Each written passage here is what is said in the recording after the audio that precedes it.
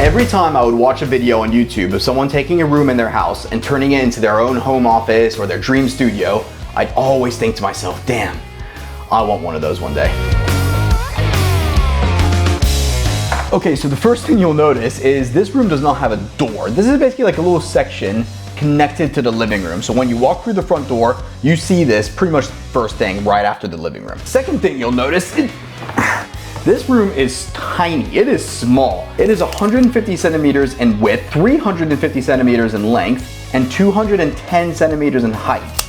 Not that much. So making sure that everything that goes into this office is, intentional and is supposed to be there, pretty much crucial. The second most crucial thing is I didn't want this room to feel like an office. I actually wanted it to feel more like a whiskey, blues, rock, cigar lounge. And finally, it had to be functional. It had to be easy to maneuver around. Somewhere where I could film fairly easily, somewhere where I can edit fairly easily and put things away easily. So honestly, with such a small space and with kind of a lot of things I had to get done with it, I think I've done a pretty good job. Let me show you around.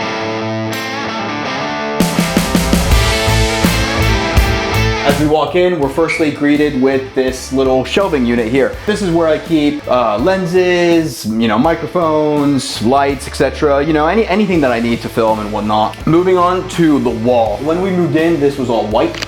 I did not want it to be white. I wanted it to feel, like I said, warm, cozy, a little bit rustic, and like I said earlier, bluesy, cigar, whiskey, and chill sort of vibe. That's sort of what I had in my mindset. So I went for a color called smoke green.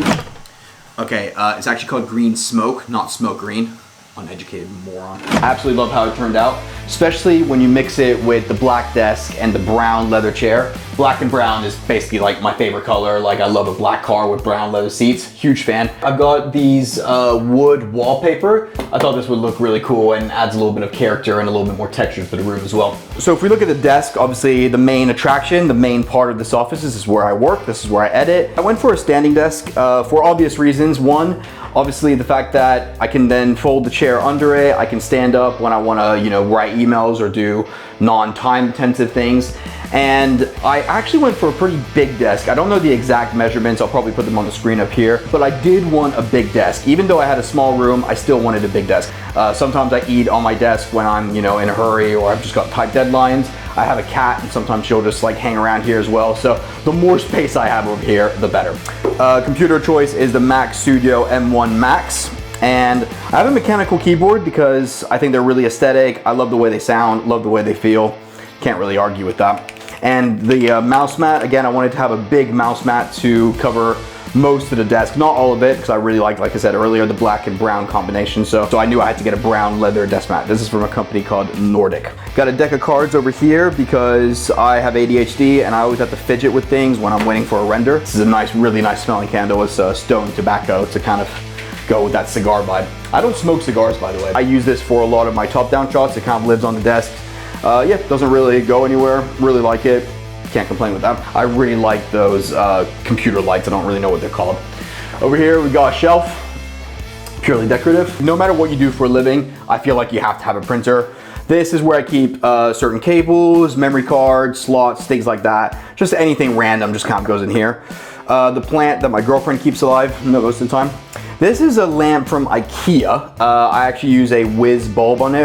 It's like a smart bulb, so I can change the color and tone. Also over here, this is sort of like my little storage space. I like to keep the left side of my desk where I kind of store things. So I've got a backpack, a little picnic basket, which has, like lights, cables, paper for the printer and whatnot.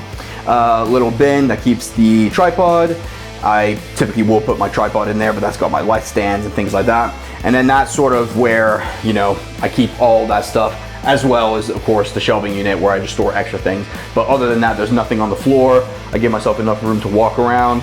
Also, this chair is a chair that I got from IKEA. I really love this chair. As you can see, it's already got a lot of scratches from my cat because she loves to sit here as well. So my cat and I kind of share this chair, to be honest. But yeah, no, I absolutely love this thing. Super comfortable. So yeah, that's the office. That's this tiny little room turned into a video editor's little cozy, bluesy den. I don't even know what to call it, but I just don't like calling it an office because that feels too professional, or it feels too, work-like. I like thinking about my work more in a fun manner. So here's the den.